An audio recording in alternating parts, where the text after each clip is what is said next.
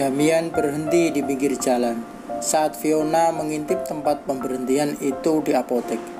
Tak berselang lama, Damian masuk lagi ke dalam mobilnya. Aku pengamanan buat senang-senang nanti. Aku gak mau kejadian lagi seperti kamu. Dan itu sangat merepotkan. Fiona tidak peduli dengan ucapan Damian barusan.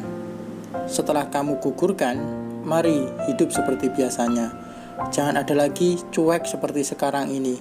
Kita akan menjadi atasan dan bawahan seperti biasanya. Sekalipun kamu mengandung, bukan berarti aku mau tanggung jawab sama kamu, Fiona. Enggak, aku belum siap jadi orang tua. Aku udah cari dokter terbaik kok. Fiona takut jika orang tuanya tahu mengenai dia yang hamil. Awalnya dia ingin mempertahankan janinnya, tapi semenjak dia memikirkan bagaimana keluarganya nanti, mendengar ucapan Damian yang serius tidak mau bertanggung jawab, membuatnya menyerah. Apalagi nanti pasti akan repot saat anaknya tumbuh besar dan justru Damian masih dengan sifat brengseknya itu. Tiba di sebuah kafe yang terletak di pusat kota dengan kencan buta yang dihadiri oleh beberapa orang yang terlihat sangat senang berada di sana. Para perempuan yang memiliki karir yang sangat cemerlang kadang membuat mereka sangat sulit memiliki waktu mencari pasangan. Damian berbeda lagi. Semenjak dia ditinggal Alin, pria itu menjadi pria yang sangat pemabuk dan sekarang ia berniat hanya senang-senang di sana. Siapa yang tidak mengenalnya?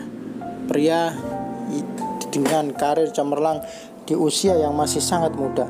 Bahkan pria itu belum berusia 30 tahun. Tapi kesuksesannya yang tidak diragukan lagi.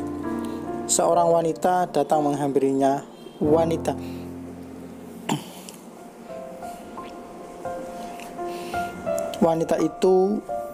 Wanita itu memang sudah ada janji dengannya di kencan buta ini. Kencan buta yang diperuntukkan bagi orang-orang sukses tapi belum punya pasangan karena sibuk bekerja. Sampai sekarang ini Damian benci kepada Alin, ditambah lagi dengan Fiona yang hamil. Damian tersenyum saat wanita itu datang. Wanita itu menatap Fiona dengan tatapan yang tidak suka. Dia sekretaris aku, namanya Fiona. Dia yang menjadi teman aku kemari, dia gak usah khawatir. Oh, cuma sekretaris, kata wanita itu. Damian mengajak Kayla untuk pindah tempat. Wanita yang mungkin merasa tidak suka dengan kehadiran Fiona. Di sana banyak pria yang hadir sampai membuat Damian berharap bahwa Fiona menemukan pasangannya juga di sini. Fiona duduk sendirian di ujung ruangan itu. Damian mengajak Kayla untuk pindah tempat. Wanita yang mungkin merasa tidak suka dengan keberadaan Fiona. Damian memang sengaja mengajak Fiona agar perempuan itu menemukan pasangan hidupnya di sana nanti. Sudah 2 jam berada di sana, aku mau pulang, kata Fiona menghampiri Damian. Kenapa? Kamu gak nyaman? Bukannya tadi kamu duduk di sana sama pria? Serang Damian dengan ucapan yang terbilang sangat pedas itu. Dia membiarkan Fiona pulang terlebih dahulu, sedangkan dia di sana masih bersenang-senang. Kamu mau belanja? Tawar Damian kepada Kayla. Dengan senang hati, perempuan itu menganggukkan kepala. Tapi ada syaratnya. Syarat? Iya, kamu pasti tahu. Kayla tersenyum saat mereka berada di dalam mobil sekarang ini. Kita ke hotel setelah ini. Aku bakalan ngasih kamu apapun asal kamu mau menuruti permintaanku. Kayla tersenyum dan menggoda Damian. Kamu mau dipuasin? Tanya Kayla menggoda. Damian menggenggam tangan Kayla. Ya, aku mau tubuh kamu. Tatapan Kayla mengatakan bahwa dia setuju dengan itu. Mereka jalan-jalan keliling mall, makan malam bersama, menghabiskan uang yang begitu banyak. Sedikit pun tidak ada rasa keberatan bagi Damian membelanjakan uangnya jika nantinya dia akan mendapatkan kepuasan dari wanita ini. Kayla yang dia kenal dari temannya. Sampai pada akhirnya mereka benar-benar mampir di hotel tempat di mana Damian menginginkan hal itu terjadi. Mereka masuk ke dalam hotel. Damian mendorong tubuh Kayla dengan kasar. Dia menciumi bibir dan terus melumatnya. Kamu perawan? Kayla menggeleng. Baru satu pria kok, Damian. Siapa? Dulu waktu SMA, sekitar 4 tahun yang lalu, kata Kayla. Tapi Damian tidak peduli. Yang dia inginkan adalah kepuasan. Lagi pula, dia menghabiskan begitu banyak uang untuk Kayla. Dia mencecap area sensitif Kayla, mulai dari bibir, telinga, leher sampai dada Kayla. Dia lahap dengan sangat brutal. Damian membiarkan Kayla dengan posisi tengkurap saat wanita itu sudah lama dalam keadaan terangsang.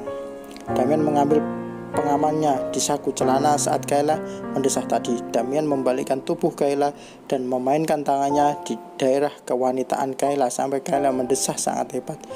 Cairan Kayla sudah keluar sangat banyak saat dia memainkan dengan memasukkan jemarinya. Kali ini posisi Kayla membelakanginya, dan dengan apa-apa yang diberikan dengan satu hentakan saja sudah menyatukan mereka dengan sempurna. Milik Damian terasa sangat penuh di dalam sana. Saat dia bergerak, desahan Kayla semakin terdengar. "Kamu harus memuasanku setiap hari sayang," kata Damian yang terus memaju mundurkan miliknya dan menyatukan mereka yang terasa sangat sempurna. Semudahkah ini mendapatkan perempuan? Alin meninggalkan begitu saja dulu. Dia akan membuat Alin menyesal seumur hidupnya karena telah meninggalkan Damian. Ia membalikkan tubuh Kayla dan menyatukan miliknya lagi. Saat dia terlihat, Kayla meregang kenikmatan. Damian mengisap dada Kayla sampai terdengar erangan yang lebih menggairahkan lagi. Aku keluar Kayla," kata Damian yang terus memompa irama bercinta mereka kali ini. Sedangkan Kayla sudah benar-benar lemas karena percintaan itu. Damian," kata Kayla yang menjambak rambut Damian saat mengisap dada wanita itu. Pelepasan Damian pun selesai. Dia membuka pengamanan lalu pergi ke kamar mandi dan membersihkan dirinya. Dia kembali lagi ke kamar, melihat Kayla yang tidur menutupi dadanya, lalu dia menghampiri wanita itu. "Kamu nikmat sayang," puji Damian.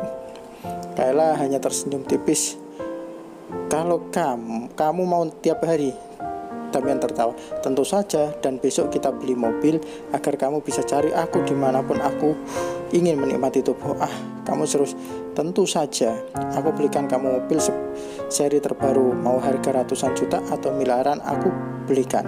Tapi kamu harus ingat, aku bukan orang yang bisa memaafkan saat kamu berkhianat. Aku tahu kamu kecewa sama Alin," jawab Kayla dengan senyuman.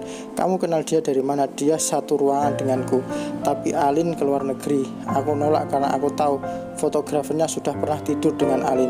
Maka dari itu aku gak mau kalau ikut dia ke luar negeri. Fotografernya pernah nawarin aku, dia juga pernah nawar aku, tapi aku gak mau."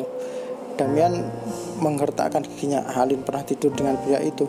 "Iya, kamu gak tahu kalau Alin pernah aborsi." Damian tidak habis pikir dengan mantan kekasihnya yang sudah dia jaga dengan baik tapi justru melakukan hal yang sangat bodoh. Dia pernah aborsi karena fotografernya sudah punya anak dan istri. Alin selingkuh bukan cuma sama fotografernya. Yang pertama nyentuh dia adalah pemilik dari hotel tempat kita bekerja sekarang ini. Namanya Jeff. Karir Alin sempat padam karena dia punya skandal dengan Jeff. Tapi fotografernya menyelamatkan dengan cara mengajak Alin bergabung lagi, kemudian jadi pemuas nafsu Leo, fotografernya sendiri. Yang Damian tahu bahwa Alin keluar negeri untuk kuliah. Dia punya segalanya jika Alin mau. Tapi Alin mengejar karir sampai menghancurkan hidupnya sendiri. Jeff itu adalah orang yang paling disegani, tapi buruknya yaitu dia tiduri Alin dan beberapa yang lainnya, rata-rata perawan semua. Setelah itu dibuang oleh Jeff. Kamu kenal Jeff kok sampai sejauh banget? Karena dia pembunuh kakakku. Kakakku bunuh diri karena hamil anaknya Jeff. Tapi Jeff tak mau tanggung jawab. Kasusnya bukan suka tapi Jeff menguasai kakakku dengan cara dia menyebarkan video mereka berdua saat bercinta dulu. Sampai pada akhirnya kakakku stres dan bunuh diri. Kamu yakin dengan itu? Ya, aku masuk ke dunia model dan itu milik Jeff karena aku ingin menghancurkan dia. Damian sempat berpikir bahwa dia ingin menghancurkan Alin juga. Kita bisa menjadi partner untuk hal ini, Kayla. Kamu hancurkan Jeff, tentu aku akan membantumu. Kemudian aku akan menghancurkan Alin dengan cara tetap jadi kekasihmu, setuju? Kayla tersenyum. Dengan senang hati sayang, jawab Kayla memeluk Damian yang tidak menggunakan apa-apa, tapi menutupi bagian bawahnya saja dengan selimut. Nanti kita bercinta lagi sayang, kata Damian mengelus puncak kepala Kayla. Fiona duduk di pinggir ranjang kamarnya. Dia memijit pelipisnya setelah memutuskan untuk keluar dari kantornya. Damian membesarkan buah hati demi membesarkan buah hatinya. Satu-satunya cara adalah menunggu uang yang akan diberikan oleh pria itu cair dan bisa ia pegang lalu kabur, menghidupi anaknya sendiri tanpa adanya pria itu sisinya. Dia tersadar dari lamunannya. Hari ini dia memang tidak pergi ke kantor karena lemas. Dia juga meminta izin kepada Damian untuk tidak datang ke kantor karena keadaannya cukup buruk hari ini. Matanya membulat mendengar pernyataan dari pria yang sudah bersikap tidak baik beberapa hari ini. Tapi kedatangannya Damian mau seperti mimpi baginya. Pria itu datang dan langsung masuk begitu saja setelah dia membukakan pintu untuk pria tersebut. Kamu kalau mau gugurin dia gak bakalan buat kamu menderita lagi, ucap Damian menaruh yang dia bawa di atas meja lalu menaikkan sebelah kakinya ke atas meja. Gugurkan lagi. Rasanya dia sudah bosan mendengar perintah dari Damian untuk menggugurkan kandungannya. Dia memang tidak mau menggugurkan calon buah hatinya.